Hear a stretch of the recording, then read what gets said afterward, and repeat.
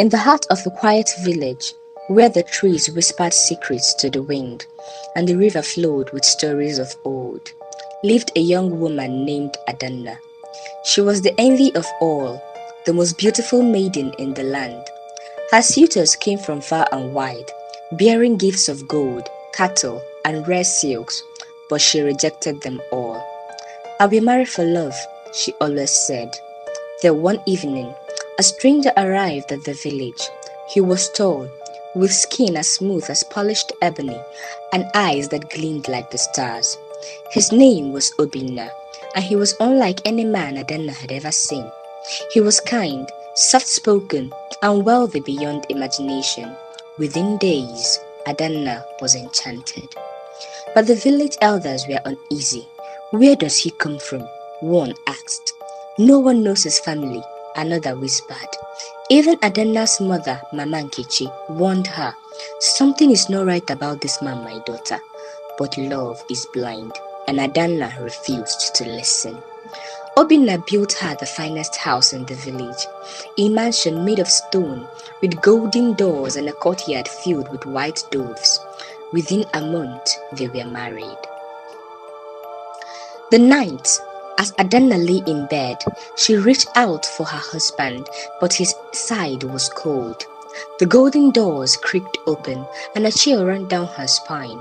Her heart pounded as she tiptoed into the courtyard. Moonlight bathed the garden in silver, but her husband was nowhere to be seen. Instead, she saw something else, a massive black snake coiling near the fountain. Its golden eyes glowed in the darkness. Adanna gasped, stepping back, but her foot snapped a twig.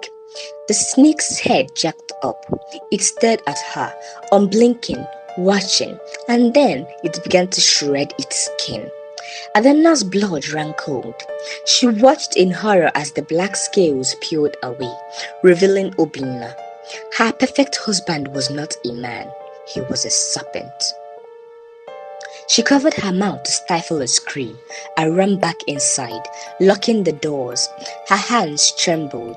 What had she done? The next morning, Obinna returned to bed as if nothing had happened. He smiled at her, kissed her forehead, and said, "Good morning, my love."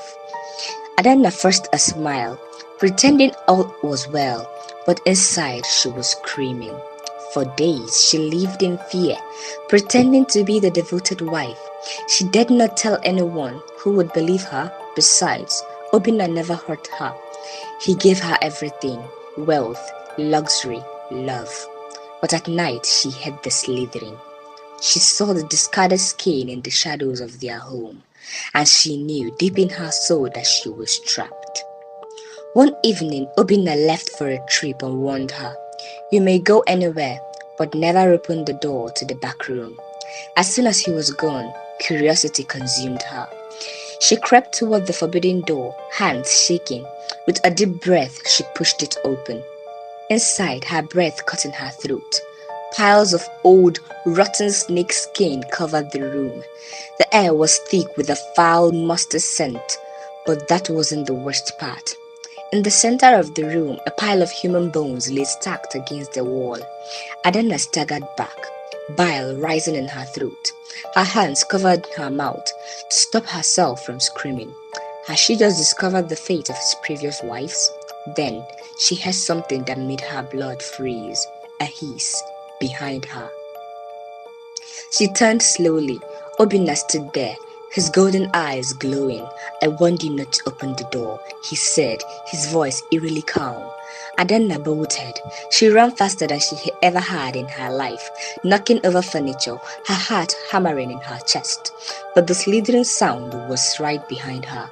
She burst out of the mansion, screaming for help, but the village was silent, empty. That's when she realized the entire village had vanished. The trees, the river, the houses, gone. Only Obinna's mansion remained, standing alone in an endless darkness. He slithered toward her, a twisted smile on his lips. "You are mine now, Adanna, forever." Adanna dropped to her knees, tears streaming down her face. She whispered a prayer to the gods. Then she heard a voice, soft but powerful, run to the river. She didn't hesitate. She sprinted, the wind howling in her ears. Obinna chased her, his massive serpent form coiling through the air, snapping at her heels. Just as he was about to grab her, she leaped into the river. The water swallowed her whole, and everything went black. Epilogue.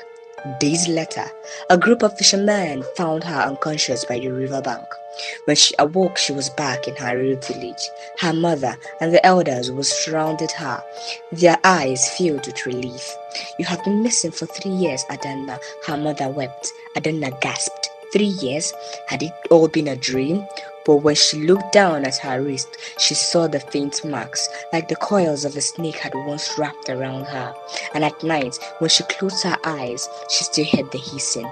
Somewhere in the darkness, Obinna was waiting.